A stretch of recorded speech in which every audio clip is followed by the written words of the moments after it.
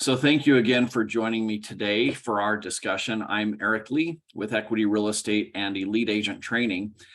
If you want access to this training or other trainings that I'm doing, I do have it on my YouTube channel, which is just Elite Agent Training, and you can go there and subscribe to that channel. I'm also doing a series of smaller videos, little 5-minute clips of maybe it's a review of a form, maybe it's just a tip on how to use some of the software better or something like that. But if you subscribe to it, I've had agents tell me that's really helpful because they just get a notification when a new email has been uploaded, and then you can get in there and stay up to date on things. So thanks again for joining me today. I'm going to go ahead and start with sharing my screen. So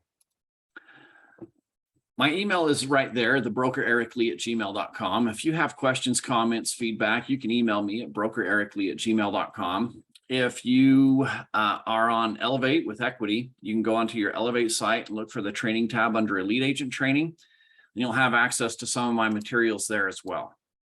So today, I'm going to start with a quote from Jim Rohn. Life in all its uniqueness would not be life without the negatives and the positives. That's why it's important to be a serious student of both. Today, we're going to be studying the negatives, okay? Reasons agents get in trouble so that we can learn from them and hopefully protect ourselves. Now, I do want to be very clear here. I'm going to be going over real life people. Their names haven't been edited. It's public record here, at least in the state of Utah. The Division of Real Estate puts out a quarterly newsletter with everybody that it's found infringing on the rules and the penalties that they've had. And that's why we're going to be a serious student of some of these things. That does not mean to imply by any means that these people are bad people. They're not necessarily even bad agents. In a lot of cases, they've just made some innocent mistakes.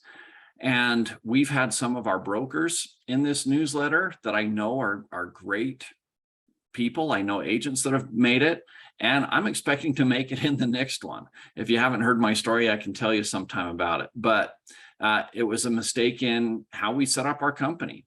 And it was actually before my time, but when I took over as principal broker 3 years after the setup, when we set up our property management company, we set it up as Equity Property Management.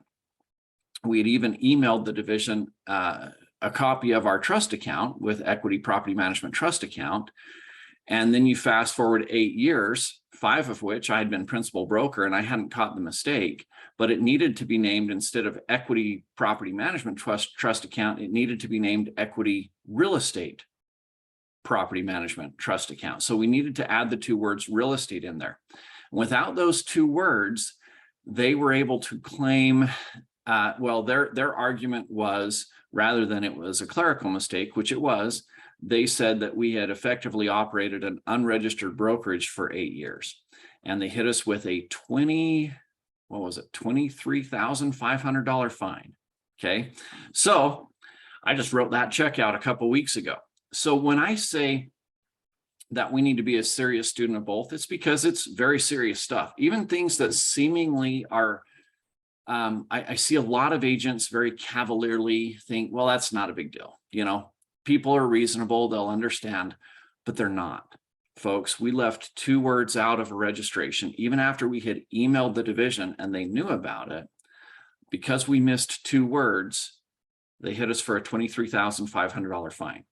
And in the testimony, they said that no member, I want to be very clear, no member of the public was harmed. They audited our accounts. Everything they said was pristine, but we do need to be a serious student. Okay. So some of these seemingly innocent things can really come back to bite you. One of the first ones that we're going to talk about is implied agency. By definition, it occurs, agency by implication is when an agent acts in the role of an agent, whether a contract for agency exists or not. In such an occasion, the agent may also have full liability in the transaction. Now, this is a one-edged sword. It only cuts you. For example, if you're acting as an agent, like let's say that I have an agent, they're acting like a real estate agent, and they're hoping to get paid, and they finish out the transaction, and then the client refuses to pay them. And they call me up and they say, hey, I want to sue this client for a commission because we talked about it. My first comment is going to be, do you have a contract in place? An exclusive buyer broker agreement, an exclusive right to sell? And if they say no, but I've got emails and we had lots of conversations, then that's a non-starter. We cannot sue for commissions, even though you acted as an agent, you had conversations. If you don't have the contracts in place, then there is nothing that can help you. All right. Now, on the other side of it, if you've acted as an agent, you do have full liability. And that person, let's say that you just helped him out with forms. Okay. Your sister's buying a house and she didn't need to use an agent. It's a for sale by owner, but she needed help with some of the paperwork. So you very kindly jumped in, provided the paperwork and helped her fill it out. But that's all you did.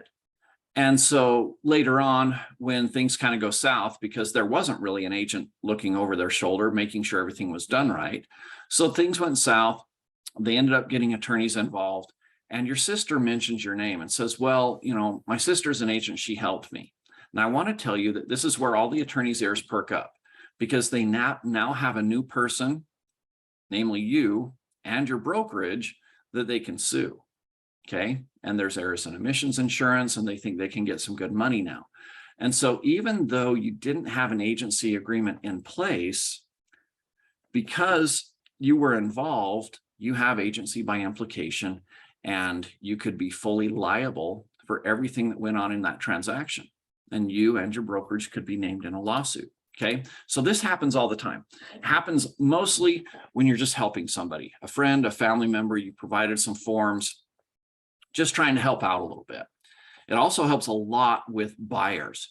Okay. When we're working with buyers, quite often we go out, we show homes, we have discussions, and we're doing all of this without an agency agreement signed. We wait to sign the agency agreement until we've submitted an offer sometimes. Okay. And I've heard lots of reasoning behind that. All that reasoning falls flat though. When you look at the rules of implied agency, none of those reasons for working without a signed agreement actually carry any water. And so if you want to know how to work with buyers and get an agency agreement signed, then again, go to my YouTube channel and watch that training on working with buyers, because there's a nearly foolproof method of how to work with buyers, have them sign the agency agreement up front, and you'll have a much better experience as well. The other way that's a little bit less common is sometimes a seller, rather than have full agency, there are some companies that are very discounted, and they'll do an MLS entry only or a fee for service situation where they just put the home on the MLS, but they're not helping the seller in any other way. And then you end up helping the seller out by helping them fill out their paperwork. And these are things that I see come up every single week without fail for as long as I've been in business. Agents are getting trouble because they're just helping people out. But what they're doing is they're creating agency by implication and increasing their liability. Now let's look at some of the things that have happened. Again, these are not bad people. I don't know any of them, actually. They could be fantastic people, but they've made mistakes that have caught them. So in this case, Vicki Wiley, this is Washington County in Utah, failed to execute written agency agreements. So that would be agency by implication. Failed to obtain written informed consent required to represent both parties. So that is something that is allowed in Utah. She just didn't get in writing. And utilized outdated listing agreements. How many of you guys have contracts saved on your computer for easy access? Okay, if you do, you need to delete those and get rid of that habit. You need to be pulling contracts and forms from here in Utah, we get them off of the MLS. You can get them, we're updating them constantly in .loop as well, but you need to be pulling your forms from the most current sources, because if you're using outdated forms, you can get in trouble as well. She had to pay $10,000 and complete 20 hours of CE and had her license placed on probation for 1 year, okay, because she didn't have written agreements. Here's the scary thing. Her broker, and I'm imagining broker because Scottsdale, Arizona is kind of just right across the border down in Washington County. So I'm imagining because he showed up in the same newsletter. And brokers typically will get double the penalties. So he had to pay $20,000 because he failed to exercise active supervision. Pretty scary stuff, right? I mean, that's a real crappy way to spend that kind of money. Here's another simple one. Ms. Fry admitted to assisting a buyer with the purchase of property without first obtaining the required written agency agreement. And so she had to pay a civil penalty of $1,000. And so there's some very simple ways to protect yourself. Number one, again, when you're working with friends or family, you only work with a signed agency agreement. And your comments are, but it's my mom. She's not going to sue me. She doesn't have to sue you. If she gets in a lawsuit and your name comes up anywhere that so-and-so helped you, or the attorneys ask, where did you get these forms or this paperwork? And your name comes up, that's all it takes. That's agency by implication, and you're implied and you can be named in the lawsuit by the other party. Okay. So when somebody says, can you just help me out? Can you just do me a favor? All I need is some forms. Okay, I don't need you to actually help me. My answer is, yeah, I can help you out. This is what it will cost. Because once I get involved at all, okay, once I do anything to help you, then I'm 100% involved because of agency by implication. I'm 100% liable. So I need to accept that responsibility, and I might charge a decreased fee. You know, they just need help with some paperwork. Okay, great. I'll only charge you $1,000 for that. But Equity's going to have their $4.99 transaction fee. Okay, so you know what your fees are with us. You can negotiate beyond those fees whatever you want to. So you can do it for $1,000. You could do it for the base, the $4.99 transaction fee, you know, the $120 client fee, whatever. That's up to you and how you negotiate your fees. But you need to understand that once you get involved at all, then you're involved all the way. And you need to have a complete file. You need to make sure that everything that they're doing correctly. So if they say, can you just give us the paperwork and we'll handle it from here? Then your answer is no. Actually, if I give you the paperwork, then I'm involved because of this ruling, this law, agency by implication, then I'm involved and I'll have to be with you through the entire process. And here's why this is good for you. And here's what I'm going to charge you. And you're going to have full, complete paperwork, because the truth is you have full, complete liability. And it would be absolutely ridiculous or silly of you to provide a little bit and not see it through to the end when you understand now that you have full liability through to the end. Okay. And if they say, well, we don't really need that. And I had that happen to me. My mom did that. Okay. When they retired, I sat down and talked with them. I did my full buyer presentation, and they said, well, you know, if we deal with agents, we're happy to use you, but we've been talking with some for sale by owners, and, you know, they would rather not pay an agent. Well, of course they wouldn't, you know. And I said, well, it's either all or nothing for me, Mom. And my siblings all called me up. They're like, are you serious? You told Mom you wouldn't help her? And I said, yep, that's how this business works. Now, since then, 3 of my siblings have followed me into real estate, and they were able to understand a little bit better after that. But yeah, I caught a little bit of crap for that. But I just told them very simply that this is my first responsibility is to myself and to my family. And yeah, I want to take care of Mom, but they've got to understand that this puts me at risk. Okay. And any friend or family member, once you explain that to them, they should understand and should fully support you. And then they can choose to either use you or have you be out of it completely. And in my case, I stepped out of it completely because they had some for sale by owners they'd been talking to. All right. All right. When dealing with a fee for service agent, make sure you have a form signed by the seller disclosing agency. So again, if you're somebody online, they've just they've put their listing onto the MLS, but they're not getting any other support, then make sure that if they did have an agent put that online, just get an email giving you permission to interact directly with their client. You know, there are some forms that you can have signed, like, for example, if you're working with a for sale by owner, even if you're not, you know, over the last couple of years, things were so competitive that we had buyers paying the commission. Even if you're paying, your buyers are paying your commission, you need to have that for sale by owner agreement in place, because it discloses agency, and it says to the point that or to the amount that you're helping them fill out paperwork, it's only in your client's interest because your client needs complete paperwork. without mistakes in it to protect them.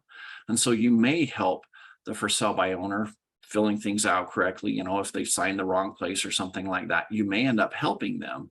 But if you have that for sale by owner commission agreement and agency disclosure form in there, that agency disclosure part is key. So even if they're not paying you anything and you put 0 in there for the commission amount, the agency disclosure amount is still important. And that's how you protect yourself in those situations. Okay.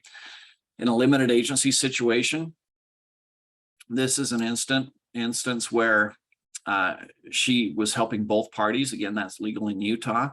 And she failed to provide her client with a limited agency acknowledgement prior to submitting the offer. Cost her $500. All right, let's move on to pitfall number 2. Okay, this is one where we talk about earnest money. And I'll try to be really quick with these ones. This is simple, basic stuff. We have in Elevate. If you haven't seen it yet or haven't finished it, I strongly encourage you to finish the Launchpad training in Elevate, because we do have a section in there where we talk about how to handle earnest money. All right. When do we collect it? We collect it when the contract says we will. Make sure you know what your contract says. So in Utah, it says that it's collected within 4 calendar days of acceptance. All right.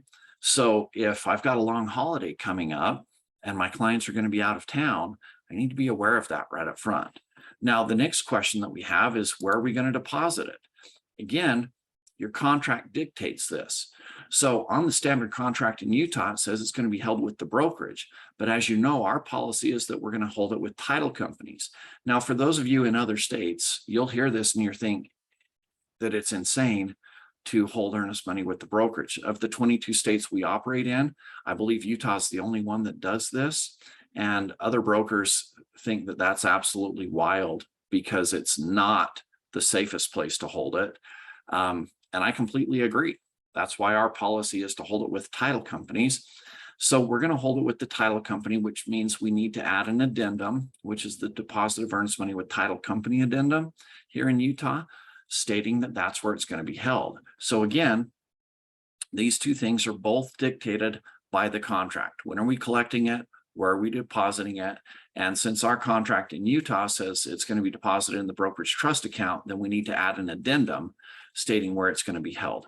If you have questions on that, again, in the Launchpad Elevate training, I think it's a little 10-minute video where I explain in a little bit more detail why this is our policy and why it's safer. If you want to email me and engage in a little bit more of a discussion on that, I would be happy to do that. And again, my email is brokerericlee@gmail.com, and I can give you full details on why it's safer. This is primarily for Utah agents who have been confused with a lot of misinformation that's spread out there. All right, what happens if the check bounces? Okay, let's go to Utah rules on this. And by the way, it's not Utah rules if it bounces, but we're going to do a Utah rules scenario. So Utah rules is that we have 4 days to collect the earnest money, get it deposited after the contract is accepted. Okay, so let's say that I wait until day 3. I get the earnest money, I deposit it, and I find out that the check bounces on day 4. Okay, I get a call from the title company. I find out the check has bounced. It's day 4. What is my obligation? Do I keep this hidden? Is this part of fiduciary duty where it falls under that confidentiality rule? And the answer is a resounding no. This does not fall under confidentiality. This is one of those material facts that has to be presented to the other side. Okay, you cannot hide this. You have to affirmatively, that means on your own without being asked, disclose that you did not get the earnest money turned in on time. Because, you turned some in, but it bounced. So effectively, you don't have earnest money in. Okay.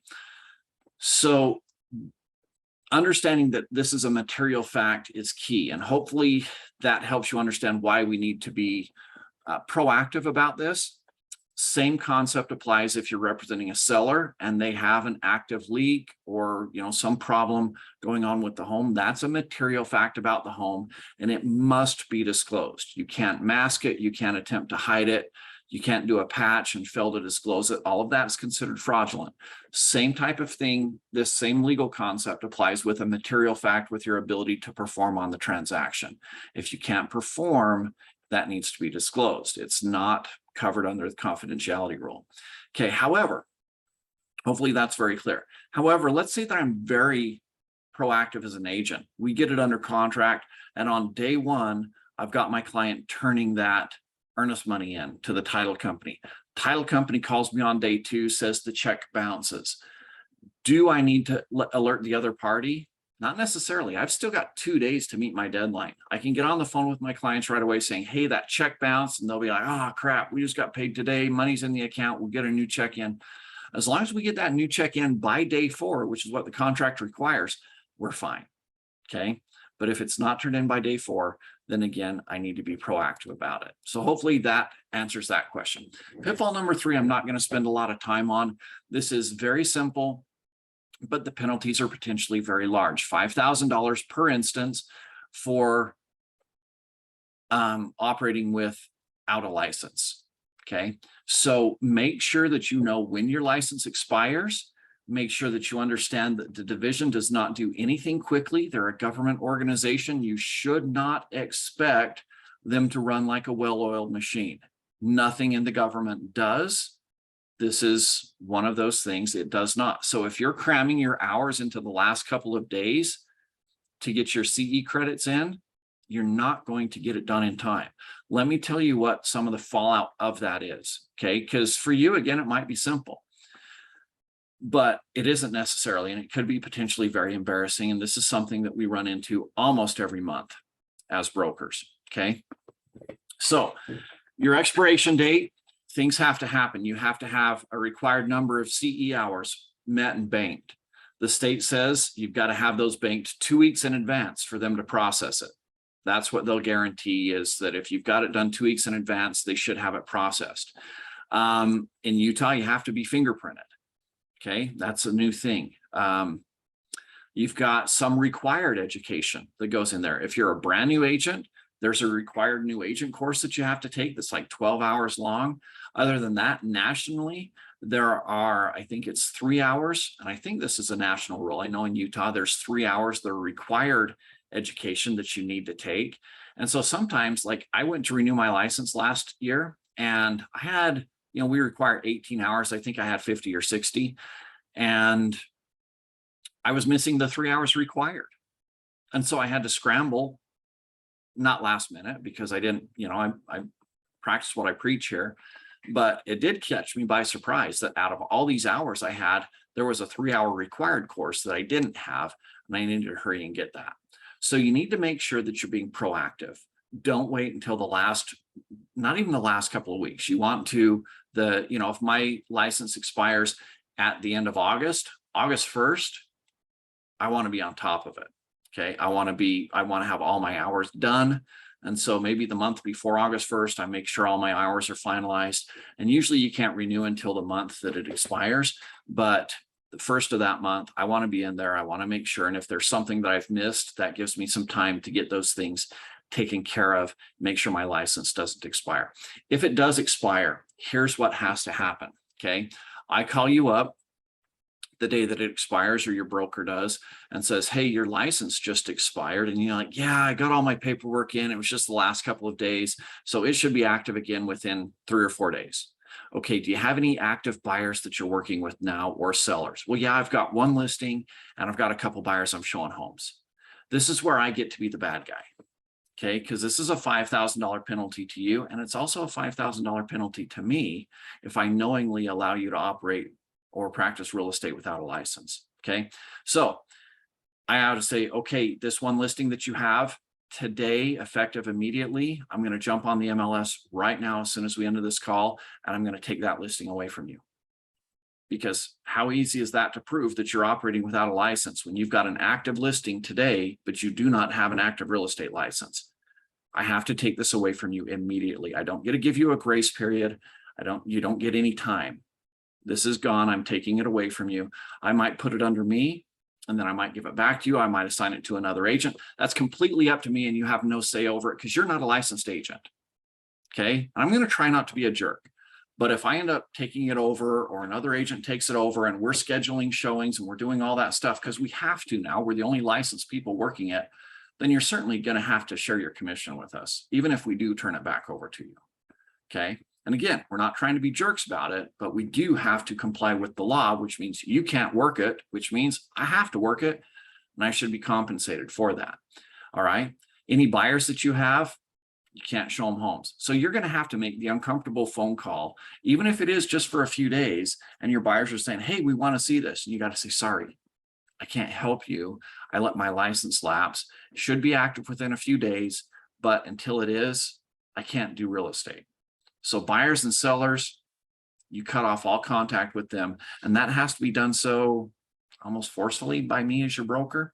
So yeah, even though it's a very simple thing and you're thinking, yeah, it's just a couple of days, the answer isn't so simple. Okay, the results aren't so simple. All right, let's talk about some different money issues here. First of all, what guarantees our commission? In most cases, it's the MLS. We see a listing, it's posted on the MLS. We're a member of that MLS, and by the MLS bylaws, it says that if we're offered a commission there, then we're going to get paid that commission when the deal closes. However, there are instances where it's not in our MLS. Now, in Utah, we're spoiled. We have just a couple of MLSs for the entire state. All right. In other cities, I think, I don't know, you guys can correct me if I'm wrong, but I think Denver has over 10 MLSs just in one city. So if you know that, then, you know, people in Denver, this is a no-brainer to them. They're like, yeah, we always get a commission agreement up front. Okay. But if you're working outside your MLS, which oftentimes builders don't have all their homes in the MLS, they'll put a model home in there, but their other homes aren't in there. And so if you're operating outside of your MLS, then you need to get a commission agreement and have it spelled out that you're getting paid. And I have had builders say, oh yeah, we've got you here on the purchase contract. It shows that you're the agent. Correct. That shows that I'm the agent. It does not show that you're paying my commission though. And so I need a commission agreement in place. So make sure that builders, that you get a commission agreement in place with them. And this is something that we do constantly struggle with, especially with builders. Okay. When in doubt, write it out. Agents call me every single day saying, all right, here's the scenario. Here's what the contract says. What do you think it means? And I said, just the fact that we're on the phone right now means that we have a problem and we need to clarify it. Okay, so if there's any doubt on what the translation is, then we need to clarify it. You can have a conversation with the other party, make sure that you're both on the same page, and then put that in writing. This is exactly what we mean, and get it written out. The other thing that we see is sometimes we'll see, and hopefully we're not moving into this market where we're back into short sales and things like that. But when we were in short sales, we would see this language, commission to be split 50-50. Okay, here's an example of it. This was in our office. And right here, we see a BAC of 3%, but in the agent remarks, it says this is a short sell. And we saw this language copied and pasted every time. This was back in the collapse after 08. Okay, this is a short sell. If seller's lender, as a condition of approving the sale, requires a reduction in the total commission agreed to by seller in the listing agreement, any such reduction shall be divided 50-50 between the seller's and buyer's broker. So he's got this in the agent remarks. This does not work. It's not legal. Okay, according to the rules of the MLS, if you offer 3%, you pay 3%, period, end of story. You don't get to edit what you've offered here in the agent remarks. And that's important for you to be aware of. Okay, so if there's a 3% BAC offered, you can't go in and change that in the agent remarks. So be aware of that. Next, can we get paid directly by a client? Let's say that we've helped a client out, and it could be a buyer or a seller, and for some reason, they don't perform. Okay, they fail to close on their transaction. They decide to not move. You know, whatever doesn't pan out, and they say, you know what, we just want to thank you for your time. We realize how much time you spent with us. We want to appreciate you. Can we give you $1,000 for your time? Can that happen? The answer is sure, absolutely, but it has to be done in the correct way. You cannot get paid or compensated for real estate activities by anybody except your managing broker. Okay, nobody can give you money for real estate services except your managing broker. So if this person wants to give you $1,000, they make that check out to Equity Real Estate, you give that to your broker, and you'll be processed through payroll. And you'll just submit with a cover page, a letter explaining what this commission is for. You'll have we'll ask for whatever agreements you have in place, because in this case, you only have a buyer broker agreement, but no actual contract. That's fine. We'll take the buyer broker agreement. We'll get a letter of explanation in that file, and we'll process that through payroll, and you can get paid. All right. But they cannot make a check out to you directly. All right. Let's talk about referral fees really quickly. This is one that does vary state to state. All right. So first of all, typically when we talk about referral fees, we're going to talk about realtors referring to other realtors. The industry standard is about 25%, but you can negotiate anything that you want. I've negotiated 50% for some of my agents. If you're doing relocation work, the standard is closer to 40 to 45% in the fees. So referral fees between brokerages, and again, these are licensed brokers, and it doesn't matter if it's across state lines or whatever. We do have a great relocation department or a referral network. So if you have somebody, and let's say that you're licensed in Utah, but you've got somebody that's moving to Florida, and I see agents posting this every single day on Facebook and stuff. Does anybody have a good agent in this area? You know what, folks? You don't ever have to ask that. Within Equity, we have the Equity Relocation Services. It's right there on the main tab in Elevate. Just go down to that referral program, click on that, put in the client's name and what they're looking for, and we'll handle it from there. We'll get you a 25% referral fee, and we'll follow up with them on a weekly basis, making sure that they're getting taken care of. It really is an excellent service. Okay. So that is a great source of money for you. And you can take that knowledge. You could even approach, a lot of you have come into this industry from other industries. Maybe you used to be a school teacher. So you could go to the school and you could say, hang up a flyer because you're on good terms with them and say, hey, any teachers moving in or out, let me know. And I can help you if you're relocating to another state. Any other businesses that you came from, you could post that up there and say, I'll be your relocation professional. Okay. So you can use that to help you. Now, what if it's a referral from a client? So John Smith, a past client of mine, calls me up and says, hey, my sister's moving into town, and I told her that she needs to call you and use you. And I say, great, John, thanks so much for giving her my name. And I want to give John some form of recompense for referring me. All right. This is where you need to check with your own state law and make sure you know what works. In Utah, the max amount is $250. And I've got here, does the form of payment matter? It could. Again, the division of real estate is not your friend.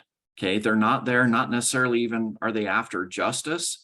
Sometimes if they can, and I've seen this happen not only with myself, but with several of my agents that I've been personally involved with, if they can frame it in any way to find you guilty, they will.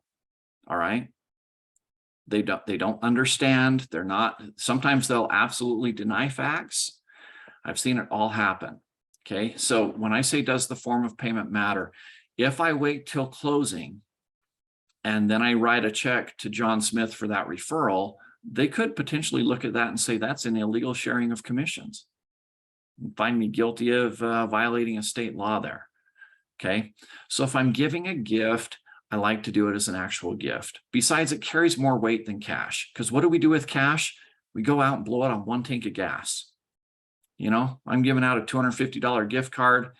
Well, that's 2 tanks of gas in today's market. Okay. And it's not fun and it's not memorable, and you haven't created an impression on your clients. However, if you get to know your clients well, and you can, say, hey, let's do this. I've done shopping sprees with clients. I've got $250 to spend on you. Let's go spend it on something fun. Can't be groceries, can't be gas. Let's go get something fun that you'll remember. You can do some custom stuff. We just did I've got a collection of Cutco knives that have a lifetime warranty. I could give my client some Cutco knives. And again, lifetime warranty on them. They'll have those things with my name engraved into the knife. They'll have those things forever. So I can do those things as a referral. But again, you're limited to $250 for a client. And in Utah, that has to be unsolicited. So I can't put together a marketing campaign that says, hey, refer me, I'm doing a fall referral extravaganza. Anybody that refers me, I'm going to give $250 to. I can't do that because now I've solicited for referrals, which is in direct violation of Utah law. So this is one where I don't know state laws in other states. You'll need to make sure that you know yours. What is the maximum amount that you can give? And then just make sure that you're doing it in a little bit more of a creative fashion than just giving somebody cash. Okay, it's more impactful. Also, what if John Smith calls me up and says, hey, you've helped me in the past. I want you to help me again. Okay, I'm buying a home and I want you to help me out. What can I give John himself? Okay, it's not a referral now. It's me helping out a client. I can give him almost anything. This is where RESPA laws come into play, though. All right, whatever I give him has to be okay with the lender. One of the number one things that usually isn't okay with the lender is cash outside of closing. So if I'm going to help John buy a home, I'm getting a 3% commission. I can't give him a check for 1% outside of closing because the lender is not usually aware of that. And if they were aware of it, they wouldn't approve it. But I could pay 1,000 or 1% towards his closing costs. That would show up on the closing disclosures. The lender's obviously aware of that, and they don't have any problem with that. They do have problems with cash outside of closing. Okay, so if you're giving your client a gift and it's something that you want to make sure is in line with RESPA, we do have a notice of gift letter available for you in .loop under the forms section, or you can get it in Elevate if you type search for forms. We do have a notice of gift letter. So if you're not quite sure if the lender would approve your gift, then there's that notice of gift letter there.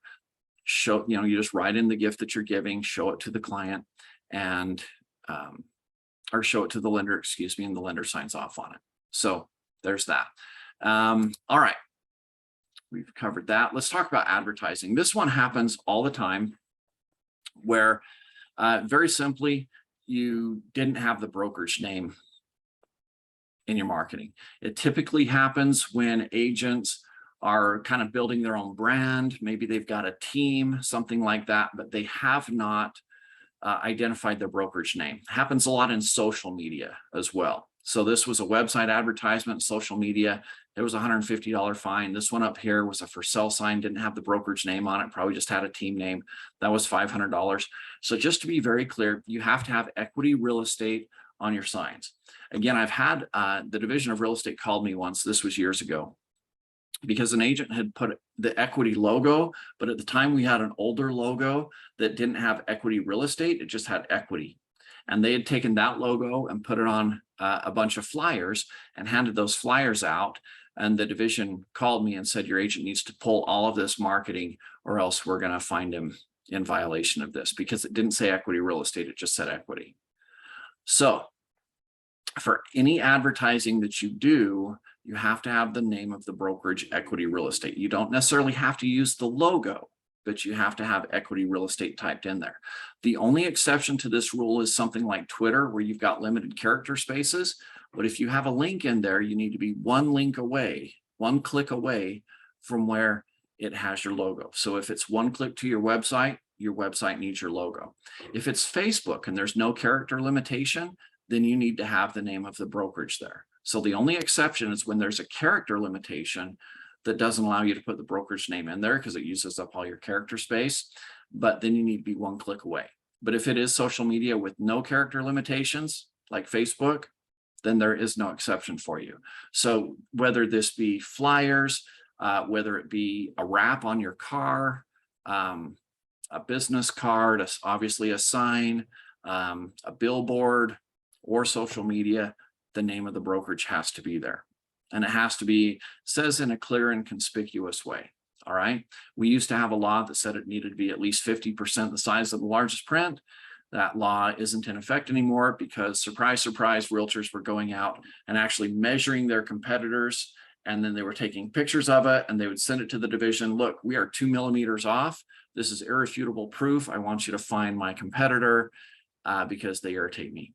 And because of that kind of pettiness, they actually made the law more ambiguous. which usually they don't do that kind of thing because it's hard to apply a law that's ambiguous, but they're ruling now, because that was just such a pain for them. Their ruling now is that the advertising, the name of the brokerage has to be clear and conspicuous. All right. The next one, and this is the one that I wanted to talk to you about, is disclosures. Number one reason for lawsuits against agents and brokers. So we have done recently in this last year, we added a new disclosure form to the checklist when you're working with sellers. The reason we added this is because, and I'm going to stop sharing the screen because this is our last file and I want to see your faces here if I can. The reason we've added this is because we've had a couple of scenarios. Here's one. I meet with my client. My client says, hey, we've got this well, but I don't know if, it's really cleared or good in working order or anything like that. And the agent says, well, there's the disclosures. We should talk about it. Okay. But we didn't talk about it. It's not mentioned in the disclosures. The buyer closes on the property, finds out that the well isn't licensed or it's not working, and it's going to cost $80,000 to get this operable. And so the buyer sues the seller. Seller gets an attorney, and the attorney says, didn't this conversation come up with your agent? And they said, well, yeah, I kind of told him about it, but we didn't mention it in the disclosures. And the attorney says, you know what? We just found our scapegoat. So what you need to do is you need to say that you had this conversation with your agent and that your agent said that it wasn't a big deal and you didn't need to mention it. Now, this is a real scenario. This actually happened to one of our agents. Okay. And of course, there's no proof otherwise. And we got wrapped up, and I think the settlement on this ended up being close to $80,000 that the agent had to come up with. Okay. This happens a lot when agents are involved in their own transactions, failing to disclose things. All right.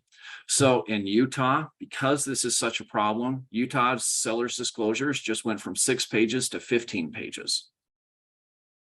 All right.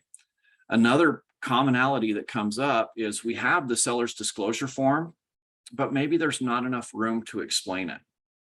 And this has been a problem because agents send this form out electronically, and I've got maybe 100 character spaces to say what happened, but that's not enough to adequately really explain what happened. But my client fills out, they get to 100 and they're like, oh, well, I guess this is good enough because this is all the space the agent gave me. Okay. And so they'll send in a form without complete information. All of these things get you into trouble. So we added that new disclosure form that says, and it's a form that gets signed by the seller, but it's a great informational tool for you as agents as well. And it basically says, hey, any conversations that we've had need to be in the disclosures. And we're certifying here by signing this that we haven't had any conversations that aren't in the disclosures.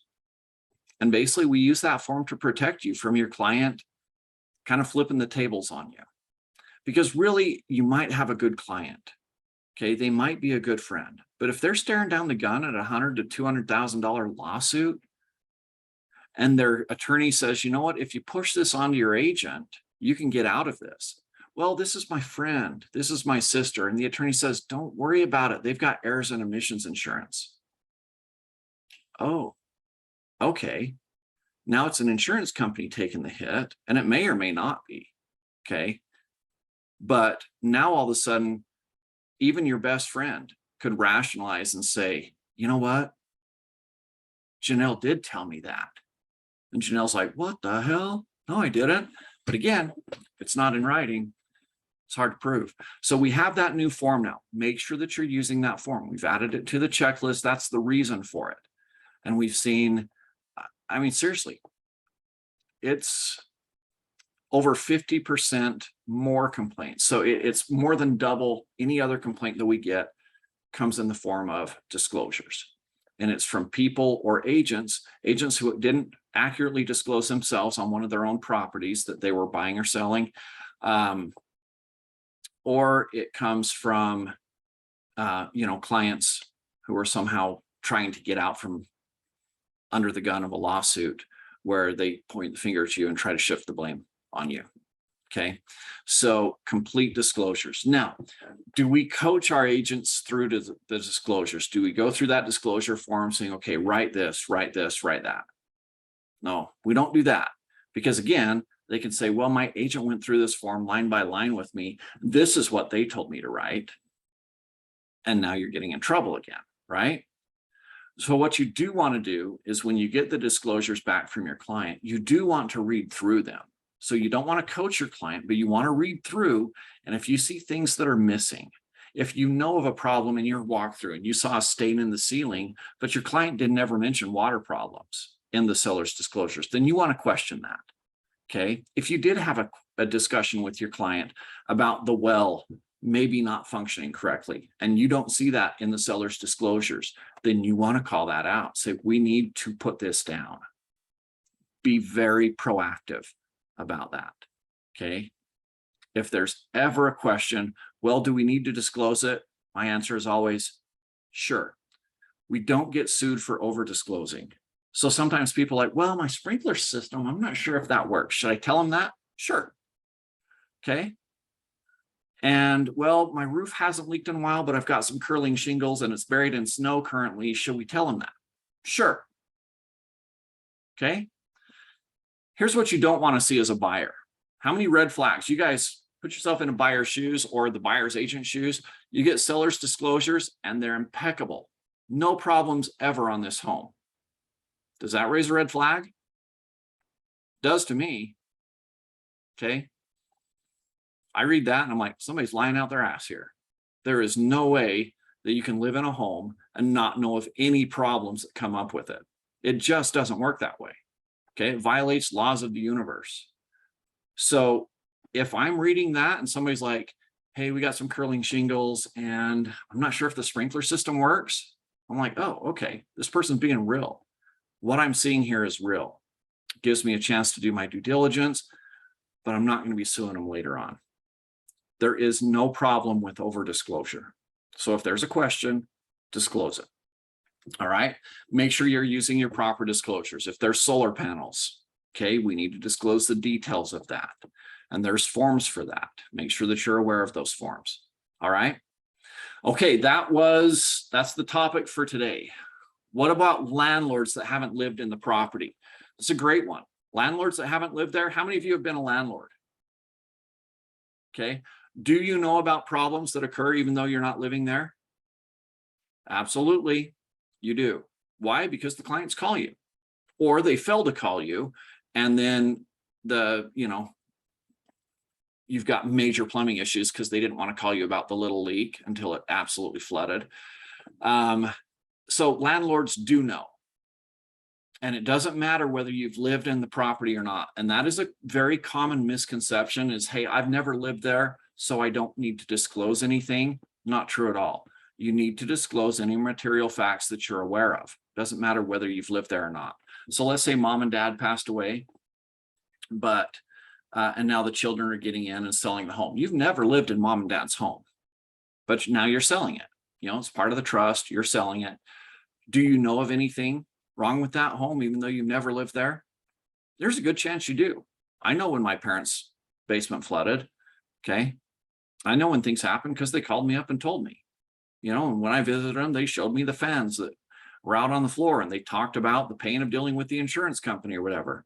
So yeah, I'm aware of some things that have happened. I may not have lived there, but I still have some material knowledge about the home, and that all needs to be disclosed.